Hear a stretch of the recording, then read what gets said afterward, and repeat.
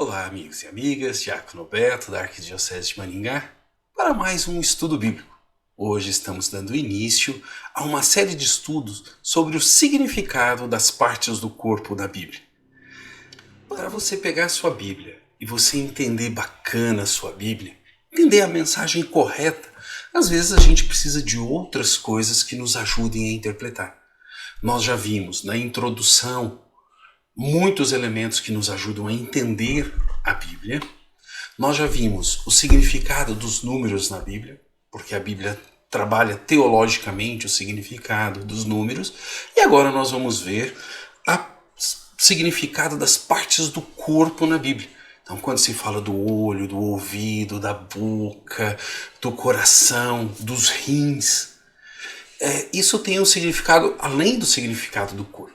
Então, nós vamos nessa série de vídeo que nós estamos começando hoje, justamente explicar isso daí, para nos ajudar a entender melhor a Bíblia. Na hora que você estiver lendo o seu texto bíblico para fazer a sua reflexão, a sua meditação ou a sua leitura orante. Vamos aproveitar, também pedir para você se inscrever no nosso canal, para você nos ajudar nesse trabalho que nós estamos fazendo de evangelização. Lembrando que o nosso objetivo, o nosso compromisso é trabalharmos a Bíblia inteira, toda. Não só os livros bíblicos, mas como aquilo que nos ajuda a entender os textos bíblicos. Depois dessa série sobre o significado do corpo da Bíblia, nós vamos explicar Gênesis 1 a 11. A gente tem uma programação para que, conforme as pessoas vão pedindo, as necessidades, a gente explique a Bíblia como um todo. Sigamos juntos. Significado teológico das partes do corpo. Então nós vamos ver todas as partes do corpo com o seu significado teológico, até a gente entender todo o significado do corpo como um todo. Isso vai nos ajudar muito em muitas outras leituras bíblicas. O corpo, em hebraico, é igual a carne. Carne e o corpo como um todo. Que significa propriamente esse tecido muscular, essa matéria que nós temos aqui. Podendo também se referir, e sempre, ao homem como um todo. Para o povo de Deus, carne e alma não estão em contrários, mas em justa posição, lado a lado, com valores iguais. Vamos olhar 2 salmos que nos mostram isso. Salmo 63, versículo 2. Ó Deus, Tu és meu Deus, por Ti madrugo, minha alma tem sede de Ti, minha carne Te deseja com ardor, como terra seca, esgotada e sem água. A gente pode ver nesse salmo que vai falar o quê? Minha alma tem sede de Ti e minha carne Te deseja, ou seja, o meu corpo, o meu todo Te deseja. Vamos para o segundo texto. Salmo 84, 3. Minha alma suspira e desfalece pelos átrios de Javé. Meu coração e minha carne exultam pelo Deus vivo. Aqui a gente vê a mesma coisa. Meu coração e minha carne. Tratando do homem como um todo. Coração, a gente vai ver o lugar das intenções. Ou seja, as minhas intenções e o meu corpo desejam e exaltam pelo Deus vivo. E assim a gente percebe que para o povo de Deus, corpo e alma é uma coisa só. Então a gente percebe essa integridade do corpo. Na Bíblia não se fala da criação do corpo, mas da criação do homem. Deus não criou o corpo, Deus criou o homem. Somente com o helenismo, muito depois, em torno lá do século IV a.C., é que vai haver distinção entre corpo e alma. O que é o helenismo? O helenismo é uma cultura dominante que veio através dos gregos. O povo de Deus, primeiramente, foi dominado pelos babilônicos. Aí os babilônicos foram dominados pelos persas. Os persas foram dominados pelos gregos. Os gregos depois foram dominados por Roma, pelos romanos. Então, os gregos venceram os persas e implantaram uma doutrina chamada helenismo, que é mais ou menos o seguinte: você só é bom, você só é homem se você pensar que nem eu, acreditar que nem eu e querer que nem eu, e viver que nem eu. Senão, não é. Então os gregos fizeram essa imposição. Isso se deu após o Império Grego avançar muito com Alexandre o Grande, que governou entre 356 e 323 a.C., chegando até dominar o povo de Deus. Então esse Império Alexandrino, ele fez muitas conquistas militares e impôs a sua cultura. Então nós vamos agora olhar como que se dá a questão do corpo e alma para o povo de Deus e para os gregos. Na Bíblia, corpo e alma. Para o helenismo, corpo mais alma. Aonde que está a diferença? Olha só. Corpo e alma é justa posição. Corpo e alma vivem juntos, unidos. Para o helenismo, existe a, oposição, corpo e alma.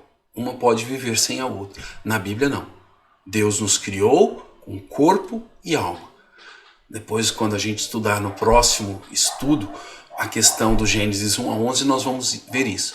Deus criou, modelou o homem e suspirou nele a vida. O sopro da vida, o ruá. Então, nós vamos ver isso de uma maneira muito clara. Então, o helenismo, ele acabou por influenciar o povo de Deus. Militarmente dominaram e começaram culturalmente a dominar o povo de Deus e chegaram até a influenciar alguns textos bíblicos. Vamos dar uma olhada em um texto. Sabedoria 8, 19 e 20. Eu era um jovem de boas qualidades e tive a sorte de ter uma boa alma. Ou melhor, sendo bom, vinha um corpo sem manchas. Isso daqui é influência grega. Olha só, eu era um jovem de boas qualidades e tive a sorte de ter uma boa alma. Quer dizer, tem um corpo e tem uma alma. E são separadas uma da outra. Aquilo que a gente viu. Corpo mais alma. E nós não temos essa questão na Bíblia disso aí. Alguns textos vão refletir isso, mas não refletem o pensamento total da Bíblia. Apenas o pensamento durante o período de dominação grega. Nesse sentido, a filosofia helênica, ela não integra corpo e alma. Ela separa corpo e alma. E na Bíblia vai ser corrigido isso, tanto com Jesus, quanto com Paulo, quanto com as cartas e tudo mais. Por quê? Porque o nosso corpo é templo do Espírito Santo. O nosso corpo, junto com a nossa alma, ou seja, o nosso todo, faz parte do nosso ser. O que a gente reza lá no Creio? Creio na ressurreição da carne, ou seja, do todo. Não é só a alma que ressuscita. Por isso que hoje a gente também não cuida só da alma das pessoas. A gente cuida das pessoas. Madre Teresa de Calcutá, Santa Dulce, Santa Paulina. Quantos santos e santas que cuidaram da pessoa e não apenas da alma. Porque o que adianta cuidar só da alma e o corpo estar padecendo de fome, de desespero, de desencanto, de tantas coisas? Continuemos. Nós vamos ver que o corpo é mortal, mas a alma é imortal. Mas a alma sempre ela está junto no corpo. Vejamos esse texto. Mateus 10, 28. Não tenham medo daqueles que matam o corpo, mas não podem matar a alma. Pelo contrário, tenham medo daquele que pode arruinar a alma e o corpo no inferno. Ou seja, a alma e o corpo no inferno vão juntos. Um morre, é perecível, mas o outro não é perecível. Mas estão juntos. Não tenham medo daqueles que matam o corpo, mas não podem matar a alma. Pelo contrário, tenham medo daquele que pode arruinar a alma e o corpo no inferno. Nesse sentido, a gente pode ver que o corpo é uma limitação, que ele envelhece, que ele morre, né? Pela própria natureza, pela própria finitude. Mas Deus nos criou para a eternidade. E depois teremos aquilo que a gente chama de corpo glorioso na ressurreição, onde a nossa alma estará num corpo não limitado, mas terá um corpo. Vamos ver mais um texto. Provérbios 14, de 17 a 18. Todo corpo envelhece como roupa, porque a morte é uma lei eterna. As folhas verdes em árvores frondosas caem ou brotam. O mesmo acontece com as gerações humanas. Uns morrem, outros nascem. Ou seja, aqui a gente está vendo essa limitação do corpo. Mas a alma é eterna. Nesse sentido, Paulo vai falar muito das diferentes partes do corpo. integradas, corpo e alma, para poder falar melhor de como que nós vivemos e somos, sempre com corpo e alma em justa posição, fazendo o ser humano como um todo. Vamos dar uma olhadinha num texto de Paulo. 1 Coríntios 12, de 12 a 14. De fato, o corpo é um só, mas tem muitos membros e, no entanto, apesar de serem muitos, todos os membros do corpo formam um só corpo. Assim acontece também com Cristo, pois todos fomos batizados num só Espírito para sermos um só corpo, quer sejamos judeus ou gregos, quer escravos ou livres, e todos bebemos de um só Espírito. O corpo não é feito de um só membro, mas de muitos membros. Aqui Paulo usa das partes do corpo para dizer que a comunidade, apesar de diferente, todas têm a mesma função. E todos estão integrados em um só Espírito, pois todos fomos batizados num só Espírito, para sermos um só corpo. Então, quem está na liderança da comunidade não tem mais importância do que quem não está na liderança. Quem canta não tem mais importância, quem prega não tem mais importância. Todos formamos um só corpo. Vamos olhar mais um texto onde Paulo fala da unidade do corpo. 1 Coríntios 6, 18 a 19. Fujam da imoralidade, qualquer outro pecado que o homem comete é exterior a seu corpo. Mas quem se entrega à imoralidade peca contra o seu próprio corpo. Ou vocês não sabem que o seu corpo é templo do Espírito Santo, que está em vocês e lhes foi dado por Deus? Vocês não pertencem a si mesmos. Aqui a gente pode ver muito claramente como que Paulo trabalha a questão do corpo. Nós pecamos como um todo. No meu corpo não peca e a alma não peca. A gente peca tudo ou não. Então, por exemplo, qualquer outro pecado que o homem comete é exterior a seu corpo. Mas quem se entrega à imoralidade peca contra o seu próprio corpo, contra a sua própria alma, porque é no nosso corpo, não apenas na alma, mas no nosso ser como um todo, que o Espírito Santo habita. Nós não vamos aprofundar essa questão de Paulo na alma e corpo, porque é uma teologia que merece um estudo à parte. Nós vamos perceber e vamos começar a estudar. Nós vamos começar a estudar agora o valor do corpo na Bíblia, das partes do corpo. Vamos estudar o significado teológico dos membros do corpo. Tá? Com esse estudo, nós vamos oferecer uma ajuda para entender melhor os textos bíblicos, para podermos captar algumas mensagens, algumas partes com mais profundidade, percebendo toda a riqueza que eles têm. Então vamos começar a estudar o significado das partes do corpo na Bíblia. Significado das partes do corpo. No dia a dia a gente usa muito as partes do corpo. Ai, gente, perdi a cabeça, falei que não te via. Você é um boca aberta, hein? Linguarudo. Virou os olhos quando me viu. Quer dizer, a gente usa todo o nosso corpo para a gente poder dialogar. E o corpo ele nos ajuda na comunicação. Um gesto, né? Ou um gesto de ofensa, uma cara malvada, uma testa franzida, tudo isso nos ajuda a comunicar. Hoje e naquele tempo também. Então essas expressões, elas são de uma comunicação muito eficaz. E na Bíblia o corpo fala muito sobre nós. E muitas vezes é usada essas partes do corpo para comunicar e dar valor ao texto. Então nós vamos começar a olhar como que a Bíblia trata isso daí. Para ler a Bíblia nós devemos olhar com os olhos e os valores daquele tempo. Como que eles entendiam o corpo? Então para nós hoje, o nosso cérebro é fonte de inteligência. Naquele tempo, o cérebro não tinha uma grande função. O coração é que dava essa parte, os rins. Então, o pulmão, por exemplo, na Bíblia não é nem mencionado, não tem essa respiração. A respiração é feita pela boca e pelo nariz, mais pela boca. Então a gente tem uma forma diferente, há 2.000 anos atrás, de entender o corpo. E a língua hebraica ela é muito rica em significado. Então nós temos que olhar com os olhos daquele tempo. E aí a gente vai entender. Se você quiser aprofundar um pouquinho isso, vai lá na nossa playlist, na introdução, naquele estudo que nós temos sobre a introdução, no 5º vídeo nós vamos estar falando sobre isso. E aí você vai perceber como que Deus usa do corpo para falar para nós e como que nós colocamos corpo em Deus. Deus não tem corpo. Deus é só espírito. Mas nós colocamos que Deus dá o seu braço para a gente. A gente antropomorfiza Deus para a gente poder entender, porque nós só entendemos em cima das nossas categorias.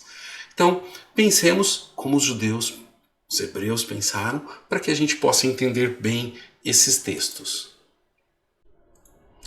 Nós vamos fazer isso em 11 partes. Olha só, está aqui dividido.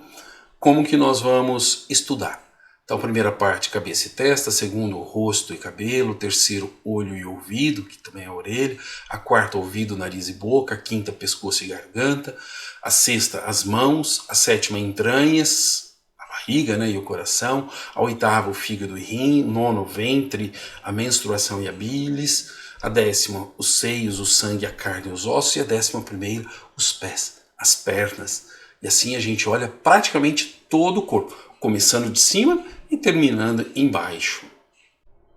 Vamos então na nossa primeira parte do estudo, a cabeça e a testa. Cabeça. A gente sempre vai trabalhar as partes do corpo. Aquilo que tiver de Deus, a gente vai falar de Deus primeiro, depois do homem. Porque algumas partes a gente menciona Deus, os olhos de Deus, a boca de Deus, o coração de Deus, as mãos de Deus. É usado para transmitir valores e mensagens para a gente, conteúdo. Então, nós vamos olhar agora 5 textos, rapidamente, para que a gente possa entender como que Cristo é cabeça.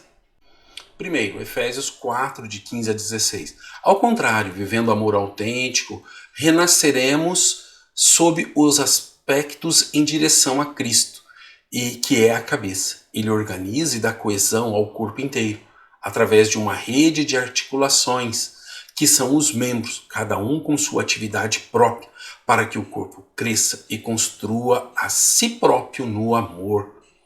Aqui muito importante percebermos isso. Ao contrário, vivendo o amor autêntico, cresceremos. Ficou erradinho aqui, sobre todos os aspectos em direção a Cristo, que é a cabeça, ou seja, o pensante é Deus. Segundo texto, Colossenses 1,18.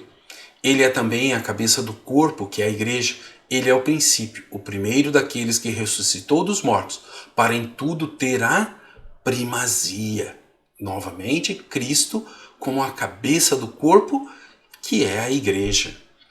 1 Coríntios 12, 27. Ora, vocês são o corpo de Cristo e são membros dele, cada um no seu lugar. Ou seja, não são os nossos valores que devem imperar, mas os de Cristo. Ele é a cabeça. E a cabeça diz aonde a gente vai.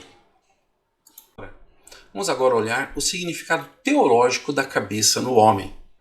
Aí, homem. A cabeça é a maior força de comunicação, porque ela expressa muito sentimento.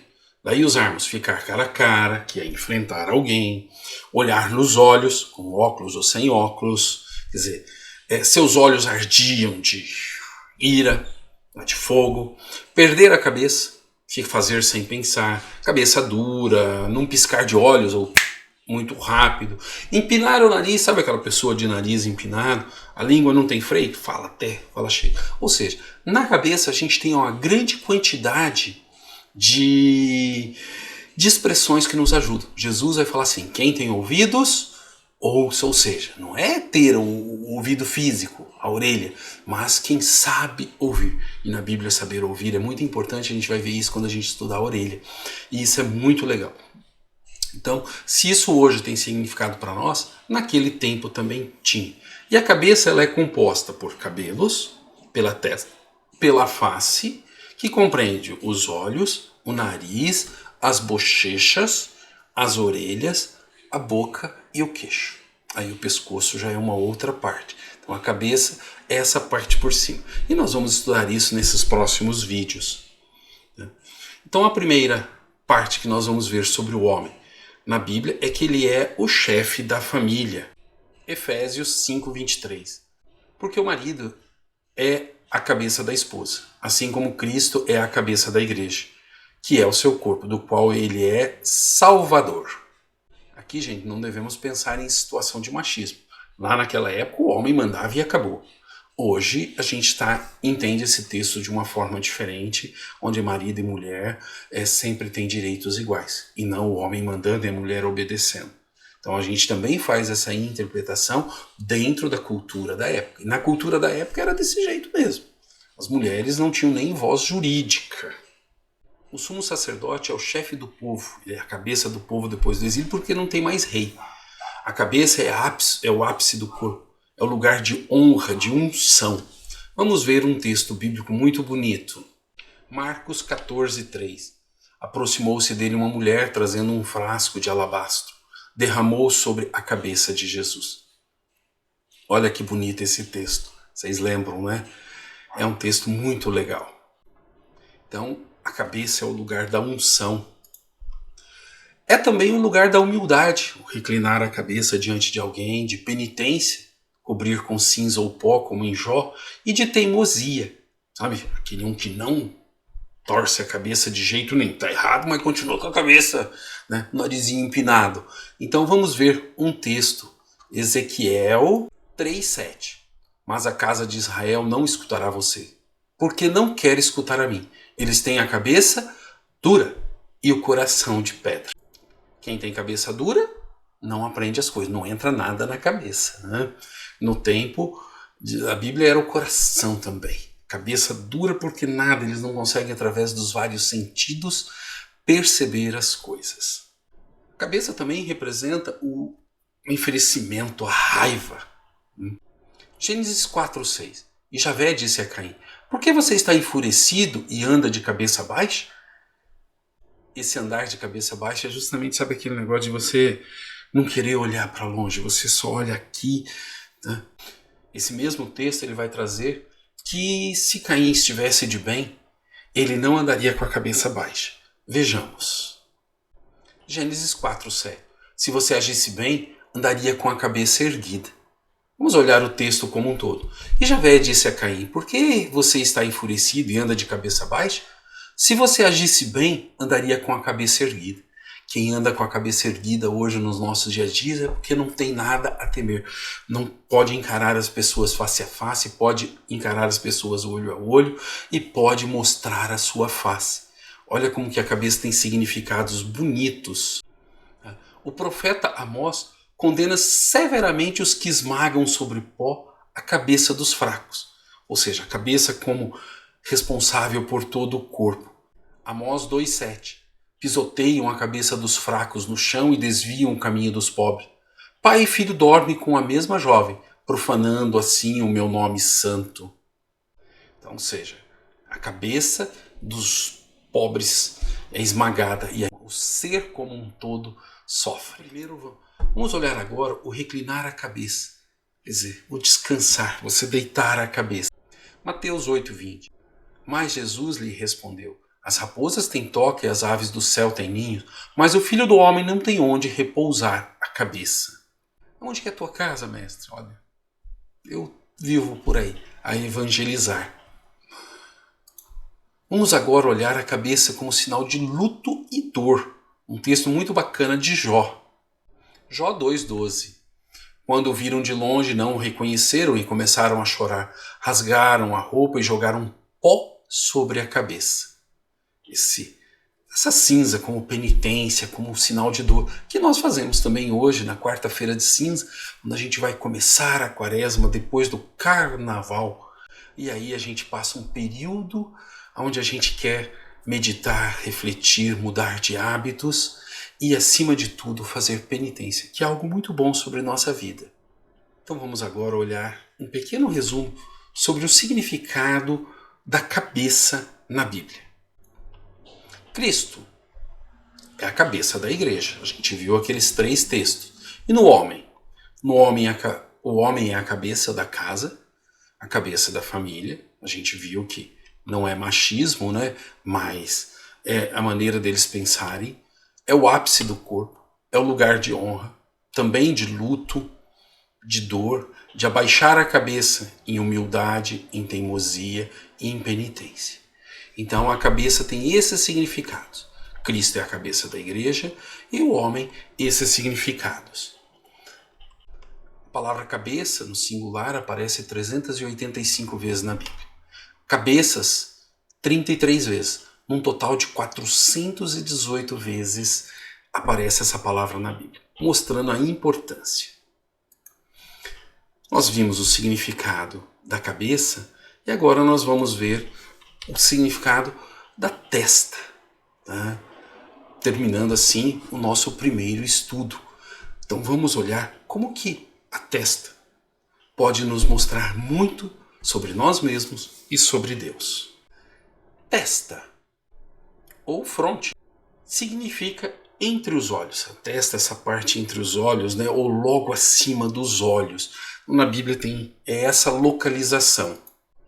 É um quadro de aviso de discordância, de incompreensão ou inconformação. Sabe, testa franzina, então você muda a testa e isso transmite se você está entendendo, se você não está entendendo e assim por diante. Se você está conformado ou inconformado.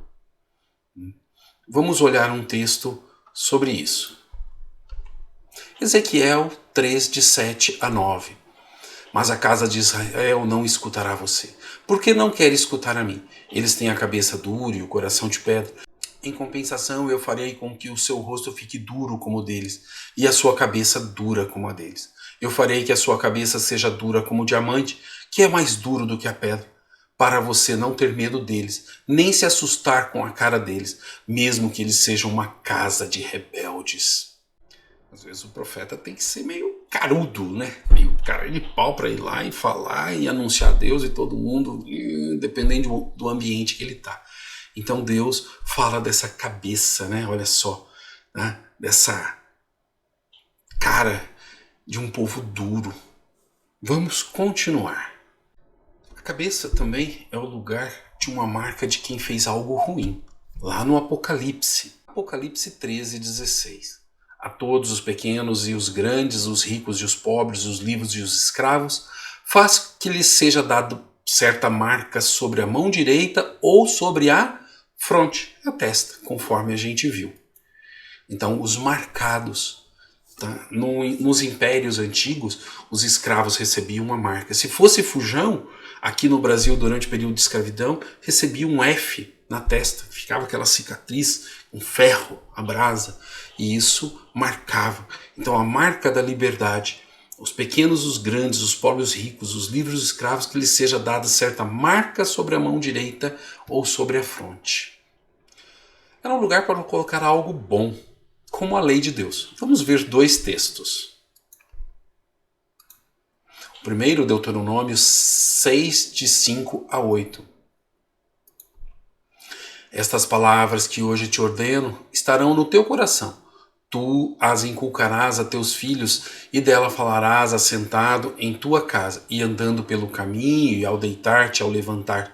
Também atarás como sinal na tua mão, e te serão por frontal entre os olhos. Eles colocavam um pedacinho da lei de Deus e amarravam com uma fita na testa. Até hoje a gente pode ver isso na televisão. O outro texto, Êxodo 13, 9. E será como sinal na tua mão, e por memorial entre teus olhos, para que a lei do Senhor esteja na tua boca, pois com mão forte o Senhor te tirou do Egito. Também ela é símbolo de pensamentos ou recordações. Primeiro texto, Deuteronômio 11, 18. Gravem estas palavras no coração e na mente, amarrem-nas como símbolo nas mãos e prendam-nas na testa. E Êxodo 13, 6. Isso será como sinal em sua mão, e marque em sua testa de que o Senhor nos tirou do Egito com mão poderosa. Ou seja, olha a importância da testa novamente. Estão vendo? Um lugar para a gente guardar Deus. Agora, como lugar de consagração, de bênção, de marca de Deus. Vamos ver dois textos. Gênesis 49, 26. A bênção de seus pais são superiores às bênçãos dos montes antigos e às atrações das colinas eternas. Que elas venham sobre a cabeça de José, sobre a fronte do consagrado entre os irmãos. E a segunda, Apocalipse 7, 3. Não prejudiquem a terra, nem o mar, nem as árvores. Primeiro vamos marcar a fronte dos servos do nosso Deus. Essas marcas sempre vêm na testa. Por quê? Porque não é possível você não ver a testa de alguém. Agora nós vamos olhar um resumo sobre o significado teológico da testa na Bíblia. Como nós nunca falamos da testa de Deus, somente dos homens. É sinal de expressão, as maiores expressões do corpo, de discordância, de incompreensão, de inconformidade. É sinal de que fez algo errado ou algo certo. Lugar de bênção, de consagração, de recordação. Então, a testa é sinal de expressão, sinal de quem fez algo certo, andar com a cabeça erguida, ou algo errado, andar com a cabeça baixa. Lugar de bênção, consagração e expressão. A testa aparece 7 vezes na Bíblia, 22 vezes como fronte, num total de 29 vezes. E assim a gente termina esse primeiro estudo, onde a gente viu o significado da cabeça e da testa. Devagar a gente vai montando mais elementos para que a gente possa entender melhor a nossa Sagrada Escritura. Quando você pega a sua Bíblia e você abre, se tiver algo lá falando sobre a testa, sobre a cabeça, você vai compreender melhor. E é esse o nosso objetivo, dar elementos para que você possa entender melhor a Sagrada Escritura. Esse é o nosso desejo, levar a palavra de Deus. Se você até agora não é inscrito em nosso canal, se inscreva, compartilhe, leve o canal a outras pessoas, ajudando-nos também a evangelizar. Sigamos juntos para o nosso segundo vídeo sobre o significado das partes do corpo na Bíblia. Grande abraço!